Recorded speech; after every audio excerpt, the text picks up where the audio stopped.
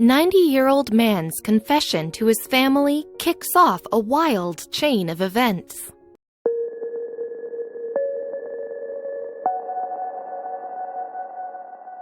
Embarking on a treasure hunt is a dream for anyone, especially if you're a young child.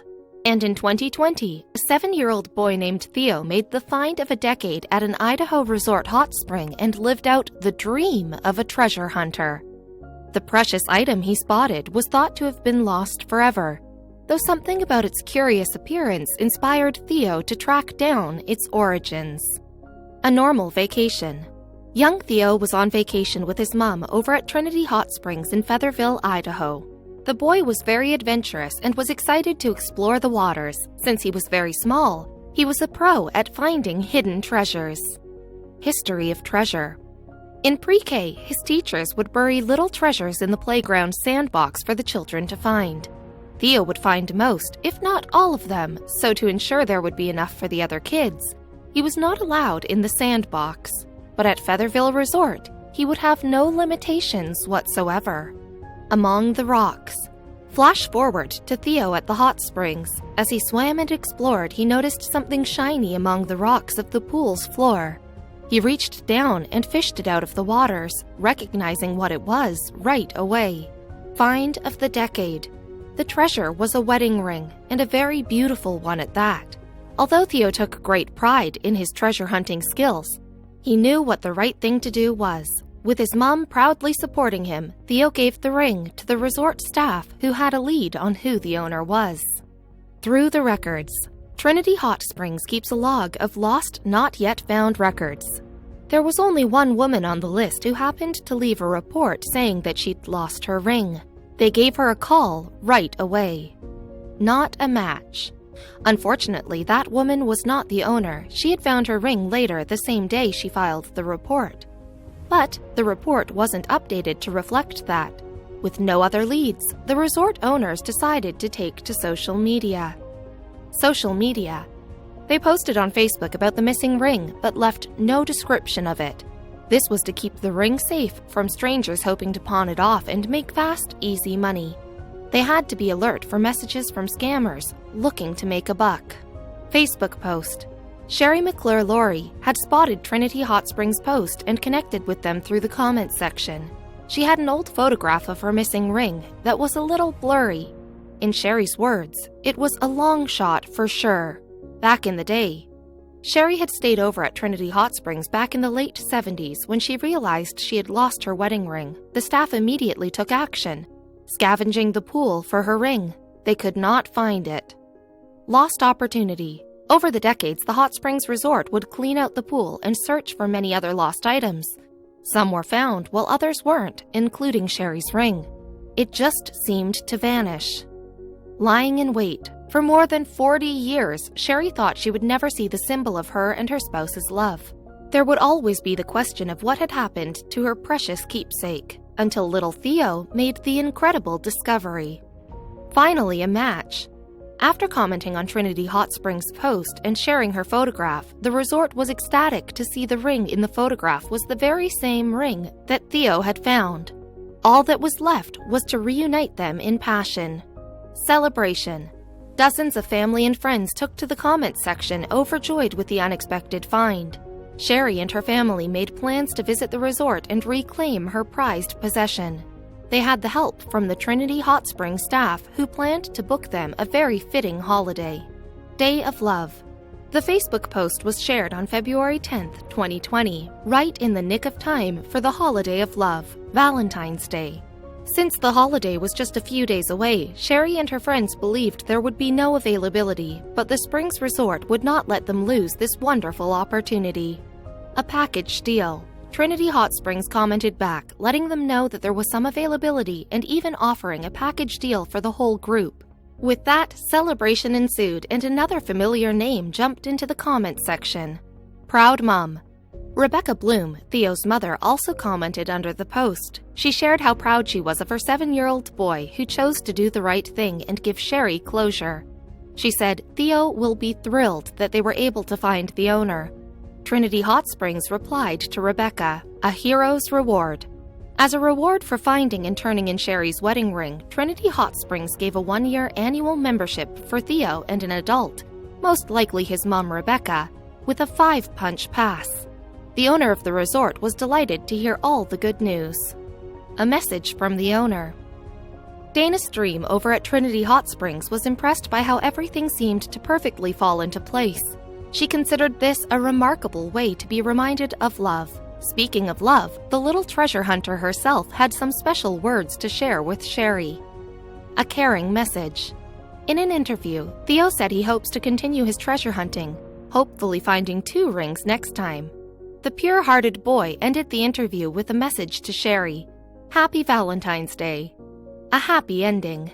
Thanks to the very curious Theo, Sherry could finally reunite with her ring, and her family could look forward to a wonderful vacation together. When these important discoveries come to light, it seems we can count on kids to do the right thing. Aspiring Crime Stopper. Just a few months after Theo's find, Jose Nunez Romanes faced a choice with even higher stakes. The 19-year-old always dreamt of working in law enforcement, specifically as a crime scene investigator. He attended Central New Mexico Community College and studied criminal justice, but had yet to come across a true cold case mystery. A routine errand? He didn't expect a big clue to emerge while he was helping his granddad shop online. They were about to purchase a pack of socks, but Jose wanted to deposit some money into his account first. He ran out to the local ATM. Something on the ground caught his eye. Bag of money. The plastic bag was alone. It had a label on the outside which read $60,000 in $20 bills. When I first saw it, I kind of stared at it for a few seconds, not knowing what to do, Jose said. Alerting authorities. After realizing that he wasn't being pranked and recovering from the shock, Jose acted. He saw that there was a toll-free Wells Fargo number he could try on the machine, but instead called 911. A moment alone. Waiting for the police to arrive, Jose took what he thought was $60,000 and sat in his car waiting. He did call his mom to tell her what happened. Then there was nothing else to do except wait for the police to arrive. But was he crazy? Instantly rich.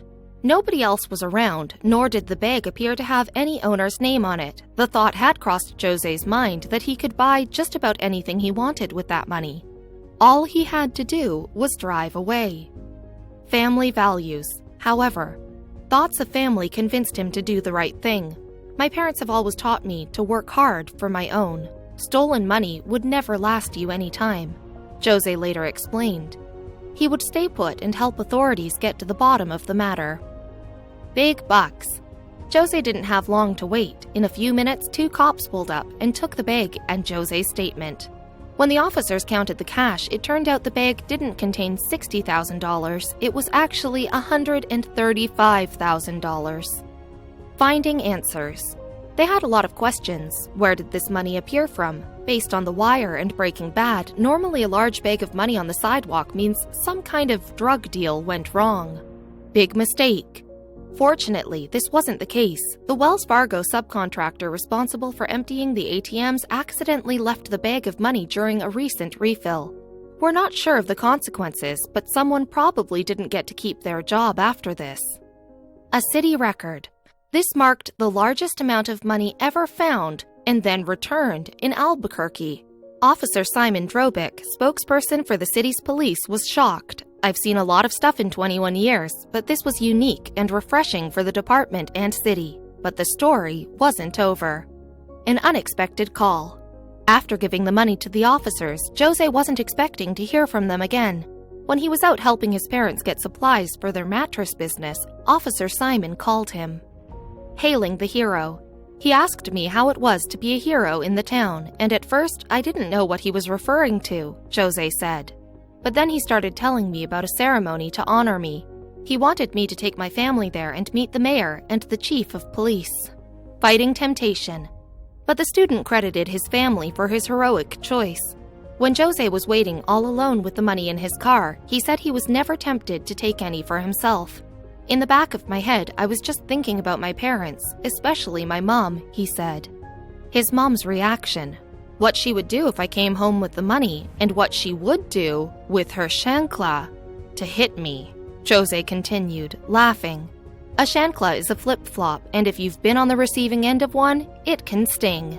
Plenty of admirers. You have to love a humble king. Nearly 50 people attended Jose's ceremony at the Albuquerque Police Academy, including the mayor, who complimented Jose's ability to make the ethical choice, even when no one was watching. A mayoral salute. Man, we all know that temptation. Even to just take a little, just one of those bundles off the top. I mean, that had to be really hard, Mayor Tim Keller said in his speech. Not a $20 bill was out of place. Flood of appreciation. Besides the mayor and the police, many businesses around Albuquerque also celebrated the altruistic teen. He's received gift cards, sports equipment, and even season tickets for the University of New Mexico's football team. The big pitch. Jose was also gifted a $500 college scholarship from a local electric company, and the Albuquerque Isotopes asked Jose to throw out the first pitch before a game, though it was an empty stadium due to COVID-19.